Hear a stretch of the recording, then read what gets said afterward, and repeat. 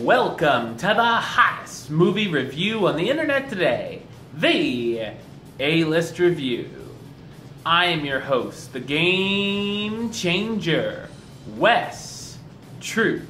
And today I'm here with a review. Well, guess what time it is? It's time for another re-release. Yes, that's right. And this film came as part of the TCM series, where they re-release a classic film once a month into cinemas, at least once a month. And this was last month. I have yet to had the time to review it, but I finally do. So we're going to talk today about a film that came out in 1959. I'm sure you may have heard this movie's title been thrown around if you've never seen it. And I'm here to tell you if it's worth checking out. Ladies and gentlemen, my review of the 1959 comedy, Some Like It Hot, coming up now.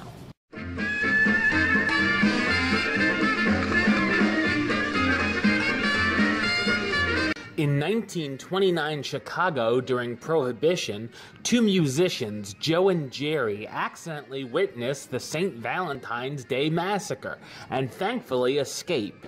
Finding themselves on the run from the gangsters, the two friends dress up as women called Josephine and Daphne and join an all-female band who are on their way to Miami for a number of performances. While on the way to Miami, the two men meet a beautiful vocalist named Sugar Cane Kowalski and find themselves competing for her affections while still disguised as women.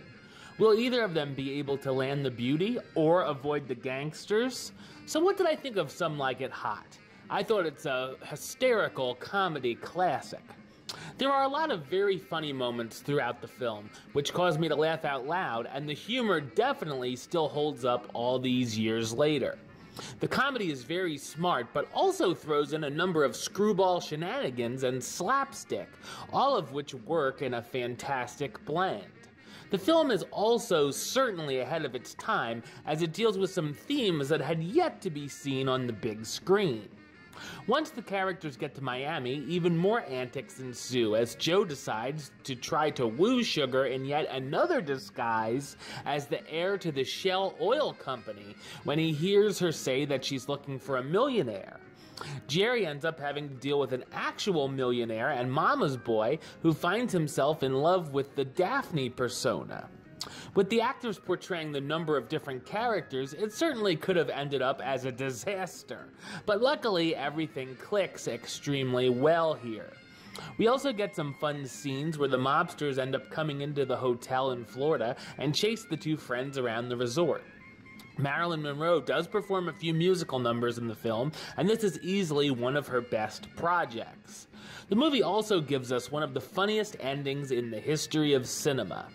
The cast does do an incredible job here, starring Tony Curtis as Joe, the saxophone player who disguises himself as Josephine to hide from the mob, and later the millionaire Junior in an attempt to romance his crush, Jack Lemmon as Jerry, a double bass player who also witnesses the massacre and dresses up as a female known as Daphne, Marilyn Monroe as Sugar Cane Kowalski, a singer and ukulele player that the two friends fall for, and Joe E. Brown as Osgood Fielding III, the millionaire who tries to court Daphne in Miami.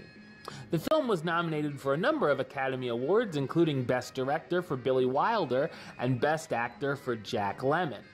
Some Like It Hot is looked at as one of the all-time best comedies, and certainly should be seen by any fan of film. I'm going to give it the rating of A-List approved. That's right, it gets the A-List seal of approval. Alright, well that's the show. I'll be back with another review very soon. But until then, don't forget to subscribe right here on YouTube.